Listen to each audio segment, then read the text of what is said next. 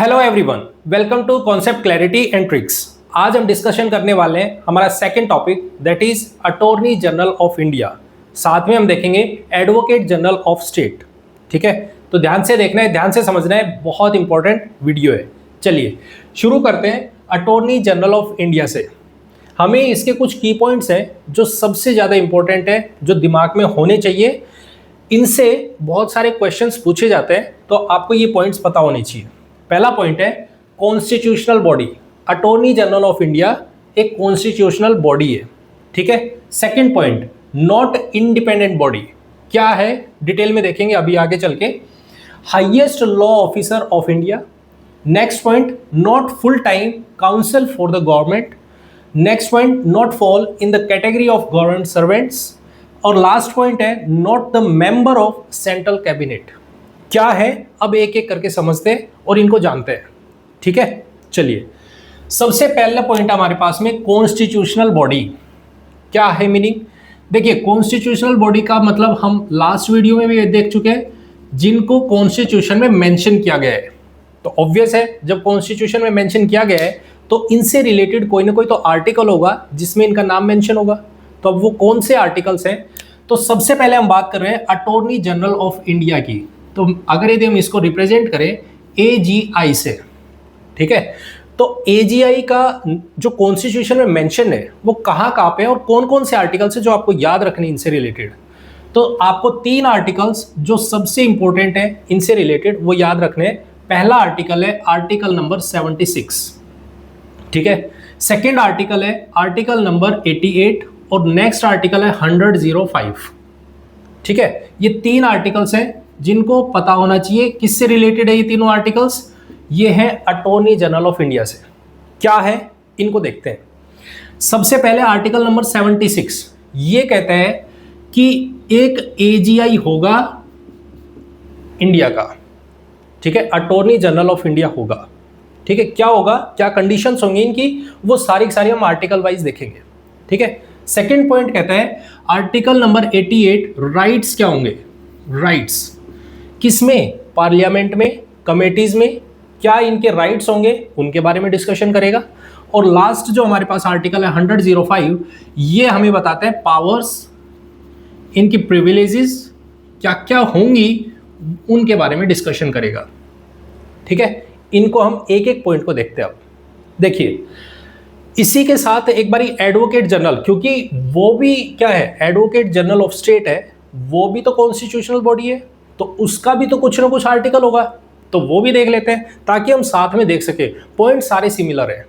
ठीक है, तो उनसे related advocate general of state AGS, अगर मैं इनके बारे में बात करूं तो आपको एक छोटा सा पॉइंट, सिर्फ ट्रिक याद रखनी है कि आप इनके, अगर आपको ये आर्टिकल्स पता है तो आप इनके आर्टिकल्स आराम से बना सकते हो। कैसे? आप -1 कीजिए, -1, यहां पे आप -1 करो तो क्या आएगा 5, यहां क्या आएगा 6 और ये 1 है, उठा के आप आगे रख दो। तो पहला आर्टिकल है AGS से रिलेटेड 165। आर्टिकल नंबर 165 किससे रिलेटेड है? That is AGS, advocate general of state. ठीक है। सेकंड, आप यहां -1 कीजिए तो यहां आएगा आपको 7 और 1 उठाओ आगे रख दो। तो ये किससे रिलेटेड है? राइट से। लेकिन वो यहां पे है बात पार्लियामेंट में, और स्टेट में क्या होता है, क्या होता है, मेंबर ऑफ लेजिस्लेटिव असेंबली, एक तरीके से लेजिस्लेटिव असेंबली से रिलेटेड पॉइंट है। ठीक है, मेंबर नहीं होता है लेकिन लेजिस्लेटिव असेंबली में उनके क्या राइट्स होंगे, वहां की कमेटीज में उनके क्या राइट्स होंगे, उनके बारे में क्लियर। अब यहां पे फिर दोबारा से माइनस कीजिए तो -1 दैट इज 4, 10 -1 दैट इज 9 और 1 उठाया तो ये। तो आपको ये तीन आर्टिकल्स हैं जो आपको दिमाग में होनी चाहिए AGS से रिलेटेड। 165 कहता है AGS होगा, 177 राइट्स होंगे AGS के लेजिस्लेटिव असेंबली में, और 194 powers and privileges. Okay sorry, ठीक है सॉरी, ठीक है, ये पॉइंट्स आपको याद रखने हैं। Articles clear. अब समझते हैं ये जो आर्टिकल नंबर 76 है ये क्या डिफाइन करता है, क्या कहता है, और हमें ये पॉइंट समझना है कि नॉट एन इंडिपेंडेंट बॉडी, इसका मतलब क्या है। ठीक है, अब इसको समझते हैं। देखो मैंने कल भी आपको एक पॉइंट बताया, जब भी हम किसी भी बॉडी को डिस्कशन करेंगे या पढ़ेंगे तो हमें उससे रिलेटेड 5 पॉइंट्स आपको पता होने चाहिए, दिमाग में होने चाहिए। क्या? सबसे पहली चीज, वो अपॉइंटमेंट हो रहा है उनका या फिर उनका इलेक्शन किया जा रहा है, पहला पॉइंट। सेकंड पॉइंट, उनकी टर्म ऑफ ऑफिस क्या होगी, कितने टाइम के लिए वो अपॉइंट हो रहे हैं। ठीक है, ऑब्वियस है जब वो ऑफिस जब कर रहे हैं, वहां पे कोई काम कर रहे हैं, तो उनको सैलरी भी चाहिएगी, तो वो सैलरी वो कहां से लेंगे। पॉइंट क्लियर है। लास्ट में हमें देखेंगे, अगर यदि वो रिजाइन करना चाहें तो फिर वो रिजाइन कैसे करेंगे, और अगर यदि उनका काम लोगों को पसंद नहीं आ रहा है तो फिर उनको हटाना पड़ा तो कैसे हटाएंगे, रिमूवल। ये 5 पॉइंट्स आपके दिमाग में होने चाहिए। किसी भी ऑफिस को जब डिस्कशन करोगे तो ये 5 पॉइंट्स आपके दिमाग में आने चाहिए। ठीक है, अब सबसे पहले हम शुरुआत करते हैं अपॉइंटमेंट को लेके। अपॉइंटमेंट किसके बारे में बात कर रहे हैं हम? अटॉर्नी जनरल ऑफ इंडिया के बारे में। इनका जो अपॉइंटमेंट किया जाता है वो किया जाता है प्रेसिडेंट के द्वारा। अब ध्यान से समझना, प्रेसिडेंट अपॉइंट करेंगे, ठीक है, क्या वो डायरेक्टली उठाएंगे और उनको अपॉइंट कर देंगे? नहीं। देखो, ये highest law officer of India है, highest law officer of India. इसका मतलब क्या हुआ, जितने भी लीगल मैटर्स होंगे उनमें डिस्कशन करने के लिए यहां पे हमें एजीआई की जरूरत पड़ेगी। अब लीगल मैटर्स किसके, बात तो यही आती है ना, तो वो होगा गवर्नमेंट को लेके। गवर्नमेंट को जरूरत पड़ेगी कि भाई हमारा कोई मैटर है, जैसे मान लीजिए कोई भी केस आ गया, तो जरूरत किसको पड़ रही है? गवर्नमेंट को, कि हमारे खिलाफ किसी ने केस कर दिया है, या गवर्नमेंट को किसी मैटर को लेके कोई प्रॉब्लम आ रही है, तो वो लीगल मैटर है। अब उसको सुनने वाला कोई ना कोई तो चाहिएगा, और वो कौन होगा? तो एक ऐसा बंदा उठाना पड़ेगा जिसको लॉ की नॉलेज होगी। ठीक है, तो जरूरत किसको है? काउंसिल ऑफ मिनिस्टर को। गवर्नमेंट में कौन है? Council of minister. तो काउंसिल ऑफ मिनिस्टर कहेगी, वो सजेशन देगी, union council of minister suggestion देगी प्रेसिडेंट को कि ये बंदा है, इसको बहुत ज़्यादा नॉलेज है, या ये सुप्रीम कोर्ट का जज बनने के लिए क्वालिफिकेशन देखेंगे अभी कि किस बेसिस पे करेंगे, ये बताएंगे कि इस बंदे को हमें अपॉइंट करना चाहिए। प्रेसिडेंट साहब को एडवाइस देंगे, प्रेसिडेंट साहब उस बेसिस पे उनको अपॉइंट करेंगे। ठीक है, अब अपॉइंट करेंगे तो ऑब्वियस है इसकी कोई ना कोई तो क्वालिफिकेशन होनी चाहिए। ऐसा तो है नहीं कि रैंडमली आप किसी को भी बना दोगे कि ये लो आपको एजीआई बना रहे, कोई ना कोई तो क्वालिफिकेशन होगी ना। अब वो क्या होगी?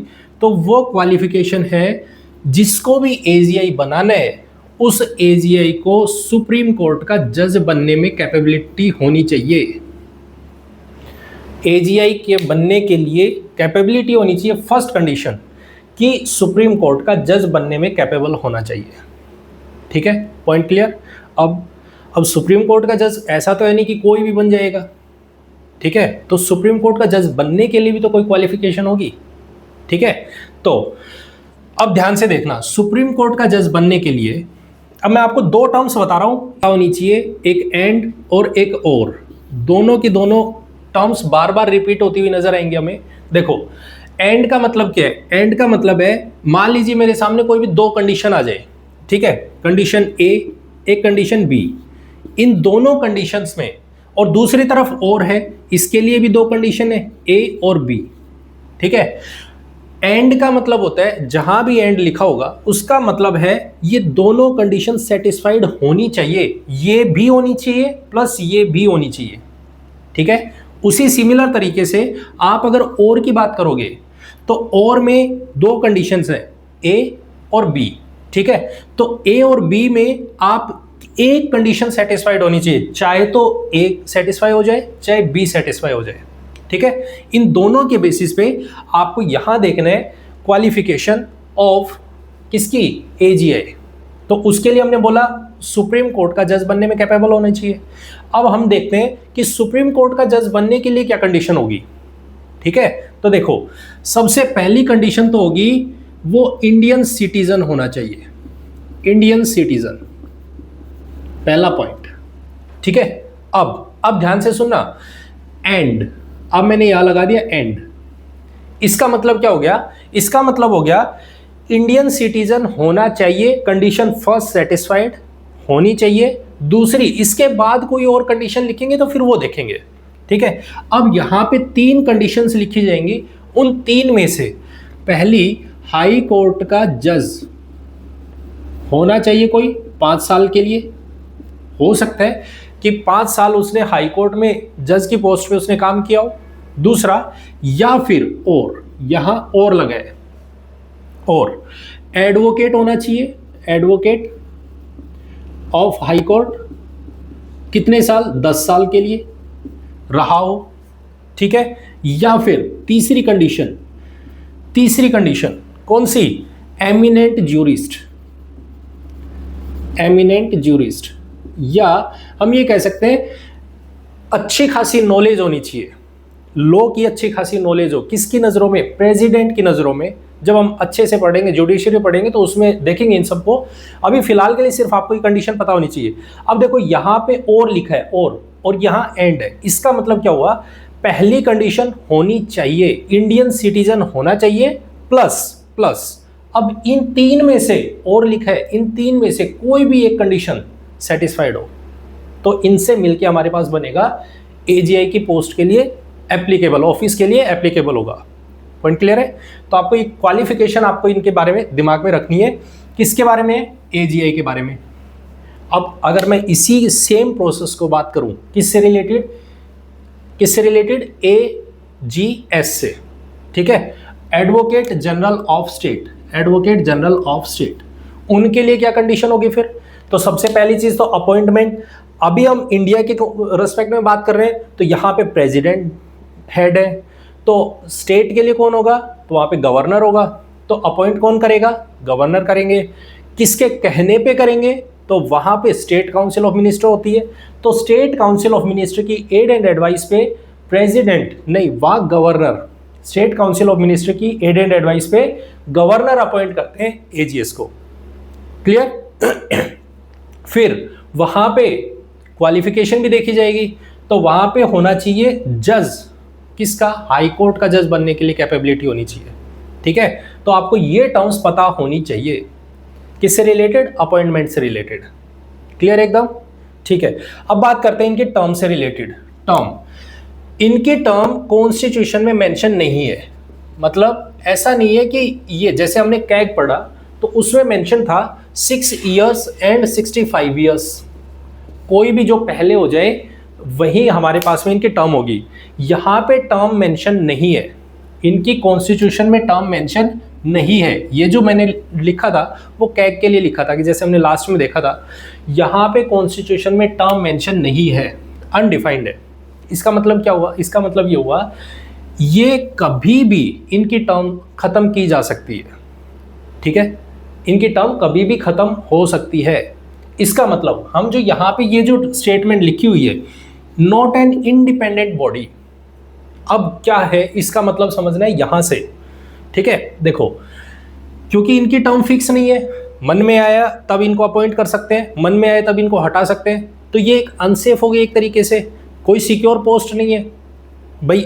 आज अगर गवर्नमेंट को लगता है कि हमें इस बंदे को अपॉइंट करना चाहिए तो इनको अपॉइंट कर लिया, कल को लगा कि नहीं अब इनको हटा देना चाहिए, दूसरे बंदे को अपॉइंट कर लेते हैं, तो ये एक तरीके से अनसिक्योर हो गया, ठीक है।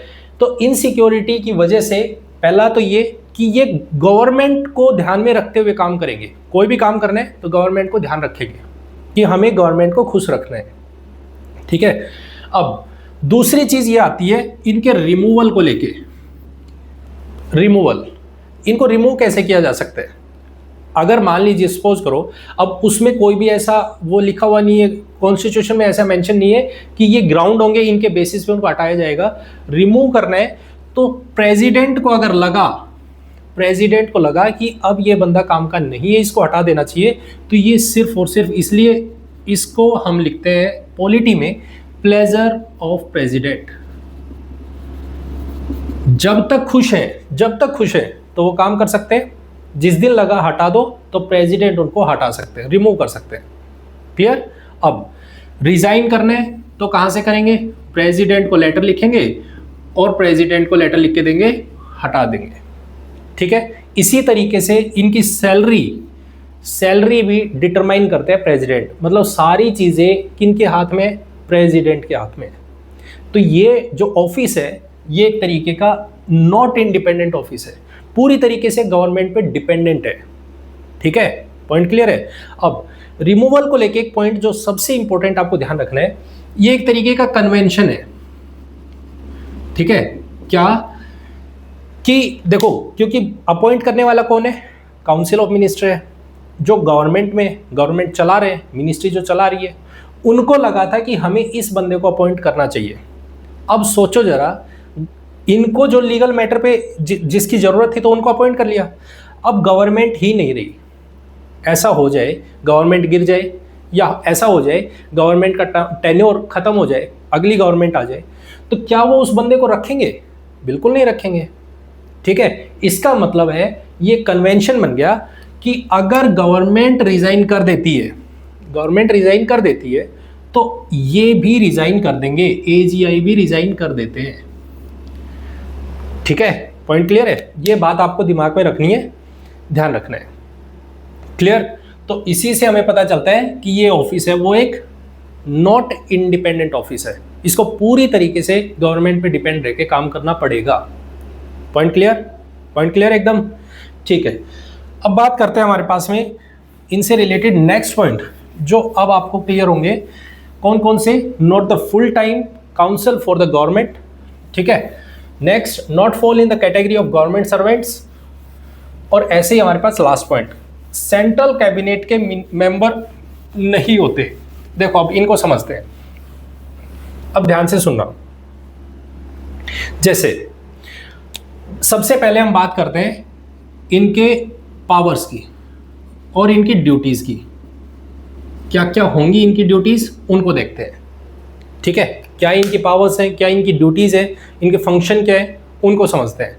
आपको इनके पावर्स देखने, तो वो पावर्स होंगे 3, आपको पावर याद रखने, ए, पी और डी। अब कहोगे ए, पी और डी का मतलब क्या हुआ? ए, पी और डी का मतलब है पहला है एडवाइस करना, एडवाइस। ए मीन्स एडवाइस, किसको एडवाइस करेंगे, किसने अपॉइंट किया है, तो अपॉइंट करने वाला कौन है? यूनियन काउंसिल ऑफ मिनिस्टर की एड एंड एडवाइस पे प्रेसिडेंट अपॉइंट कर रहे हैं। ठीक है, तो ये एडवाइस किसको करेंगे? एडवाइस करेंगे गवर्नमेंट को, गवर्नमेंट ऑफ इंडिया को। किसके कहने पे कर रहे हैं? तो प्रेसिडेंट के कहने पे कर रहे हैं। ठीक है, पॉइंट क्लियर है। एडवाइस कर रहे हैं किसको? गवर्नमेंट ऑफ इंडिया को। क्लियर? दूसरा पॉइंट है परफॉर्म, पी फॉर परफॉर्म।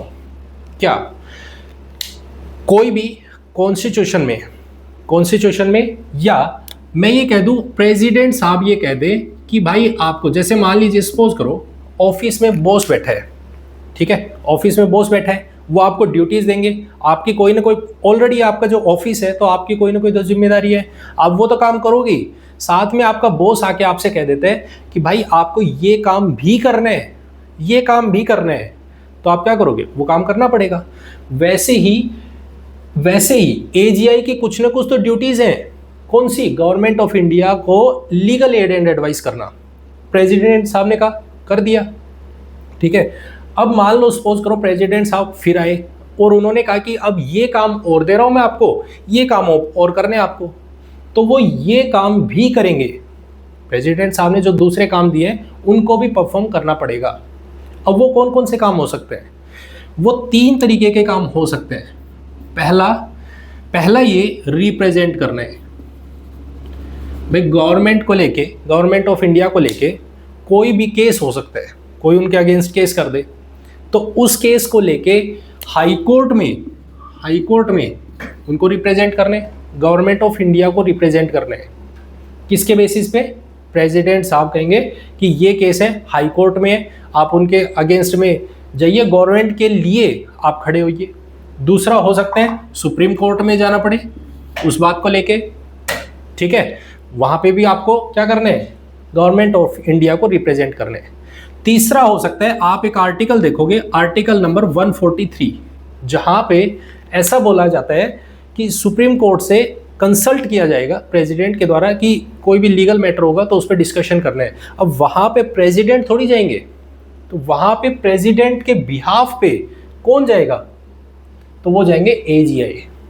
ठीक है, तो आपको तीनों पॉइंट्स पता होने चाहिए। आर्टिकल 143 के लिए सुप्रीम कोर्ट में कंसल्टेशन प्रेसिडेंट के बिहाफ पे कौन जाएगा, एजीआई। ठीक है, तो ये एक्स्ट्रा ड्यूटीज दी जा सकती है प्रेसिडेंट के द्वारा।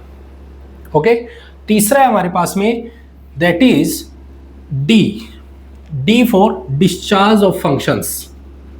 डिस्चार्ज ऑफ फंक्शंस, इसका मतलब क्या हुआ, डिस्चार्ज ऑफ फंक्शन का मतलब है आपको कॉन्स्टिट्यूशन ऑफ इंडिया में कोई और नई ड्यूटीज ऐड कर दी जाए, या हो सकता है कोई और नया कानून बना दिया जाए, लॉ बना दिया जाए, उस लॉ के बेसिस पे आपको कोई और फंक्शन दे दिया जाए, तो आपको वो भी परफॉर्म करने पड़ेंगे, वो काम करना पड़ेगा।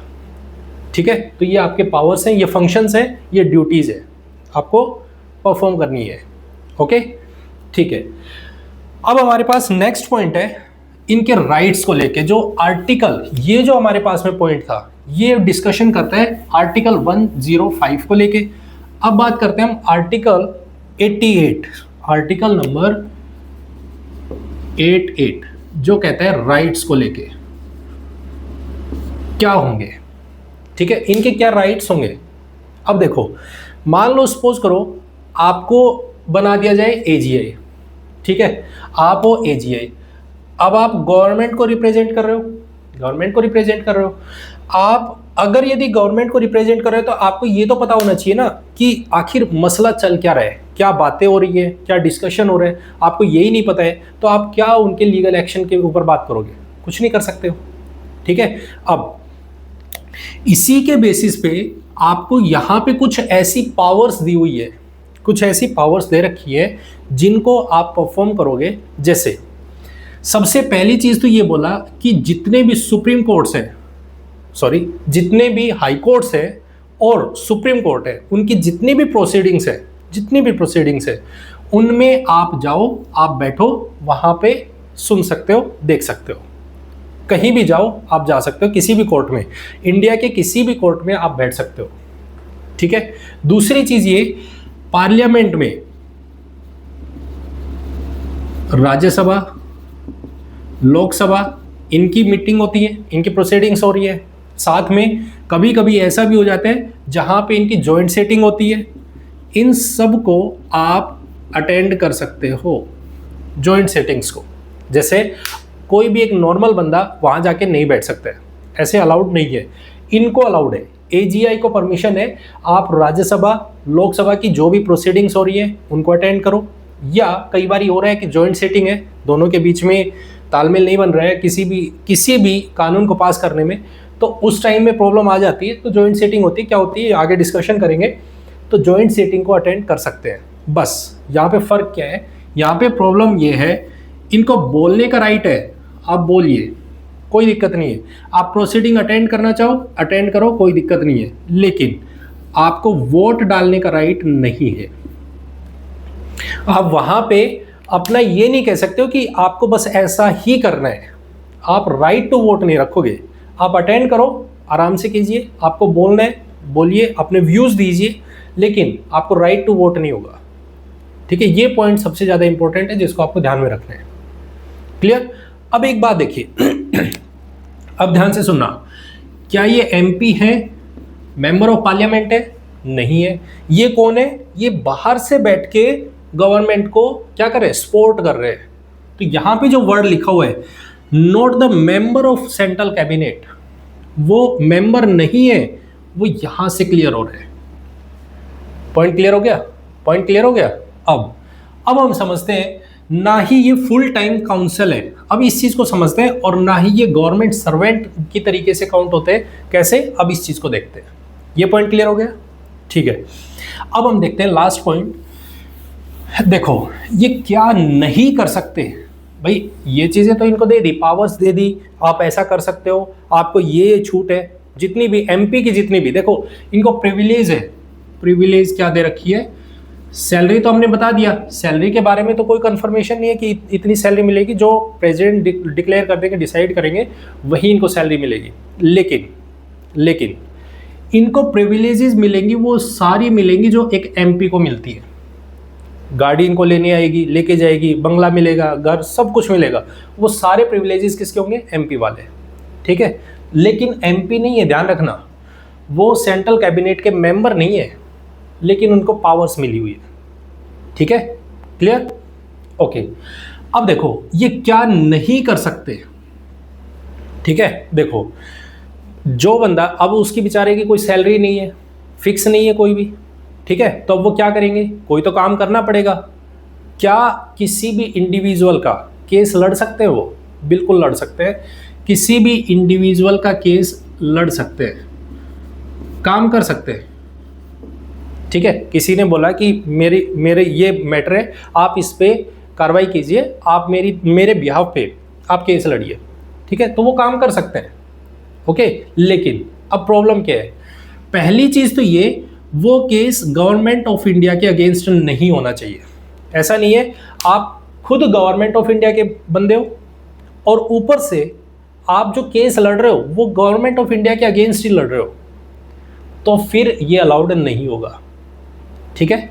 दूसरी चीज, अगर कोई ऐसा केस आता है, कोई भी ऐसा केस है जो क्रिमिनल प्रोसीडिंग का है, क्रिमिनल है, किसी ने कोई केस किया, मर्डर कर दिया, ठीक है, क्राइम हो गया, गवर्नमेंट उसको रोक रही है कि भाई ऐसी चीज़ें नहीं होनी चाहिए, और आप इसी के खिलाफ लड़ने लग रहे हो, तो ये भी एक गलत है। आप ये भी नहीं कर सकते हो, ठीक है? पॉइंट क्लियर है? तीसरी चीज़, कोई भी बंदा जो भी यहाँ पे एजीआई होगा, उसके पास डायरेक्टर, मतलब ऐसा नहीं है कि उसके कोई बिजनेस है, कोई कंपनी है बड़ी और उसका वो डायरेक्टर है और फिर वो एजीआई बन जाए, नहीं, ऐसा नहीं होना चाहिए। ऐसा नहीं है कि उसकी बड़ी बड़ी कंपनियां हैं, साथ में ये भी काम करे, लीगल बंदा भी है, ऐसा नहीं हो सकता है। उसके पीछे पहले गवर्नमेंट ऑफ इंडिया से परमिशन लेनी पड़ेगी, उसके बाद वो अगर कोई ऐसा काम करना चाहते हैं तो फिर कर सकते हैं, अदरवाइज गवर्नमेंट ऑफ इंडिया की परमिशन के बिना नहीं कर सकते।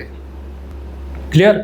अब सबसे इंपॉर्टेंट पॉइंट जो आपको याद रखना है वो ये है, मान लो सपोज करो कभी मिनिस्टर्स हो गए, कोई मिनिस्टर है, ठीक है, या कोई भी ऐसा ऑर्गेनाइजेशन है, कोई भी स्टैट्यूटरी ऑर्गेनाइजेशन है जिसको लगता है कि हमें इस मैटर में एजीआई से डिस्कशन करना चाहिए या एजीआई की सलाह लेनी चाहिए, ठीक है? तो क्या वो डायरेक्टली अप्रोच कर सकते हैं एजीआई को? वो डायरेक्टली जाके एजीआई को बोल सकते हैं कि हमें इसके बारे में बताइए कि क्या मैं ये कर सकता हूं या नहीं कर सकते, हमें ये करना चाहिए या नहीं करना चाहिए? तो वो डायरेक्टली एजीआई को अप्रोच नहीं कर सकते। तो फिर क्या करना पड़ेगा? इन्हें पहले क्या करना होगा? इन्हें पहले जाना होगा Ministry of Law and Justice में, Ministry of Law and Justice, यहां जाना होगा, इनको बताना पड़ेगा कि ये मैटर है, हमें इसमें सलाह लेनी चाहिए, किस तरीके से हमें काम करना चाहिए। ये फिर इस इंफॉर्मेशन को भेजेंगे एजीआई के पास में, यहां से इस तरीके का प्रोसेस होगा जो फॉलो करना पड़ेगा, ठीक है? डायरेक्टली अप्रोच नहीं करोगे। तो ये कुछ फंक्शंस है, ये कुछ इनमें एक तरीके की ड्यूटीज है, आप ऐसा नहीं कर सकते, डायरेक्टली नहीं कर सकते हो। क्लियर? पॉइंट क्लियर है? तो इसी तरीके से अब देखो ध्यान से, हम यहां पे कह रहे हैं not fall in the category of government servant. मतलब क्या है? मतलब ये है वो बंदा एक तरीके से ये भी ये कह रहा है कि मैं गवर्नमेंट के लिए काम कर रहा हूं, लेकिन पूरी तरीके से गवर्नमेंट के लिए भी काम नहीं कर पा रहे, क्योंकि वो प्राइवेट काम भी कर रहे हैं, प्राइवेट केस आया उसके लिए काम कर रहे हैं, ठीक है? पॉइंट क्लियर हो गया? तो ये सारे के सारे पॉइंट्स यहाँ पे मेंशन्ड है, ओके? अब क्या एजीआई अकेले पूरा काम करते हैं या इनकी हेल्प करने के लिए भी कोई होता है? तो यहाँ पे एजीआई, अगर हम यहाँ पे मेंशन करें, एजीआई है, एजीआई, इनके नीचे होता है solicitor general, solicitor general of India, ठीक है? एजीआई के नीचे कौन होता है? सॉलिसिटर जनरल ऑफ इंडिया, जो हेल्प करते हैं इनकी, और इनके नीचे काम करते हैं additional solicitor general of India, ठीक है? इस तरीके की हायरार्की है जो ये फॉलो करते हैं। एजीआई के नीचे एसजीआई होते हैं, एसजीआई के नीचे एडिशनल एसजीआई होते हैं, ठीक है? ये रिपोर्ट करते हैं इनको, ये रिपोर्ट करते हैं इनको। केवल और केवल एजीआई है जो कॉन्स्टिट्यूशनल ऑफिस है, इनके नीचे ये जो दोनों के दोनों ऑफिस हैं, ये कॉन्स्टिट्यूशन में इनका नाम मेंशन नहीं है, इन दोनों का नाम मेंशन नहीं है, ठीक है। ये लॉ के अंडर बनाए हुए, तो इसका मतलब ये स्टैट्यूटरी ऑफिस है, ठीक है। इस बात को ध्यान रखना है। सिमिलर तरीके से आप अगर देखोगे एडवोकेट जनरल ऑफ स्टेट, तो उसमें हमें ऐसा कुछ भी देखने को नहीं मिलता है। आपको जहां जहां पे प्रेसिडेंट वर्ड देखने को मिला, वहां पे उसको गवर्नर से रिप्लेस कीजिएगा, तो वो हो जाएगा स्टेट के लिए।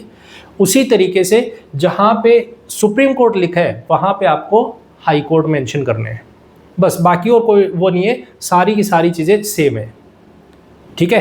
Point clear. तो ये है हमारे पास में attorney general of India. I hope आपको पूरी तरीके से समझ आ गया और क्लियर हो गया है, ठीक है। मिलते हैं नेक्स्ट वीडियो में, तब तक के लिए thank you very much and have a nice day. Bye bye, take care.